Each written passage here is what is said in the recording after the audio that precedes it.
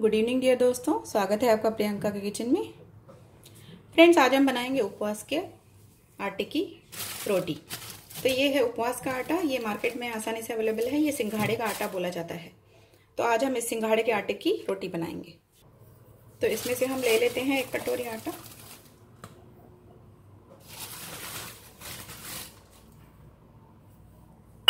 अब इस आटे में हम नमक मिर्ची मिला लेते हैं। इसमें मिलाएंगे थोड़ा सा नमक और मिलाएंगे थोड़ी सी काली मिर्च और 1 चम्मच तेल। अब हम इसका आपस में मिलाकर आटा बना लेंगे।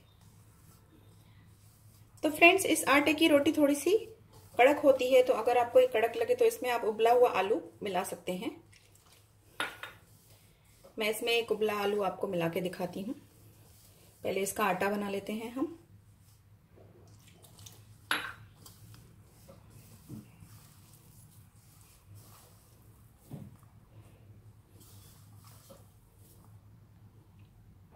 तो इसका आटा हमने तैयार कर लिया है। ये देखिए, ये आटा इस तरह से होता है।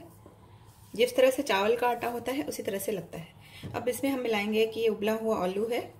इसे इस तरह से मैश करके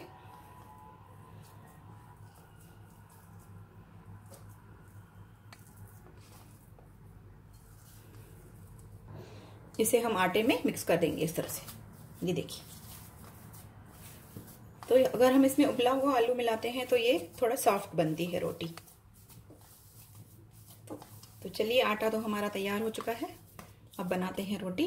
तो तवा मैंने गरम करने के लिए रख दिया है। तो सबसे पहले फ्रेंड्स, हाथों पर इस तरह से ऑयल लगा लेंगे और इसका एक टो लेंगे। जो हमने आटा तैयार किया है इसे इस तरह से हाथों में गोल गोल करके इस पे थोड़ा ऑयल लगा लेंगे। इस तरह से इसे बड़ा करेंगे। ये देखिए, तो तवे को हम पहले ही गरम करने के लिए रख देंगे। इसे हाथों में थोड़ा सा ऐसे बड़ा करेंगे। ये देखिए, आप चाहें तो परात में भी कर सकते हैं। अगर आपको इसमें इजी लगे तो आप इसमें कर सकते हैं। मुझे इस तरह से बनाने की आदत है, मैं आपको वैसे बता रही हूँ। तो अभी ये इतना बड़ा हो चुका है। अब इसे हम डालेंगे तवा पर। तो पहले से गरम तवा है, इस पर हम फैला देंगे।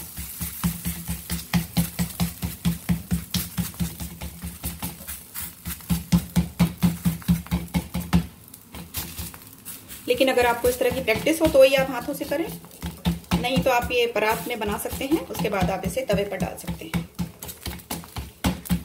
अब इसे थोड़ा सा बड़ा कर देंगे।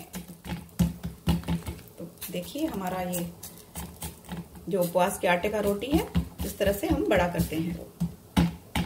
इसे सिक जाने देंगे एक साइड से, और जब ये एक साइड का हो जाए तो इसे स्पैचुला की हेल्प से इस तरह से पलट देंगे। अब इसके ऊपर हम थोड़ा सा तेल लगाएंगे।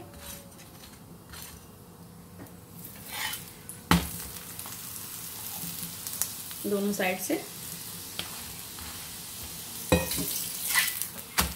और इसे कुरकुरा बना लेंगे। लेकिन ये गरम गरम ही खाने अच्छे लगते हैं। अगर ये थोड़े ठंडे हो जाएंगे तो थोड़े से हार्ड हो जाते हैं। तो इसलिए आप इसे गरम गरम ही खाएं। इसे आप उस सब्जी के साथ खाएं जो मैंने आपको उपवास के आलूओं की सब्जी बताई है, उसके साथ इसे आप खाएं। ये नवरात्रों में भी खा सकते हो, आप एकादशी का व्रत रखते हो उसमें खा सकते हो।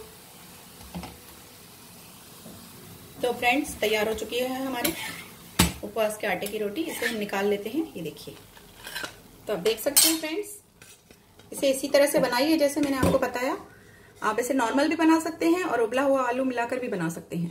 और इसे आलू की सब्जी के साथ गर्मा गर्म सर्व करिए। तो रेसिपी पसंद आए तो प्लीज लाइक करिए, शेयर करिए, और चैनल को सब्सक्राइब करना तो बनता है ना फ्रेंड्स। इसी तरह से मिलते रहेंगे नई नई रेसिपियों के साथ। Bye friends, take care.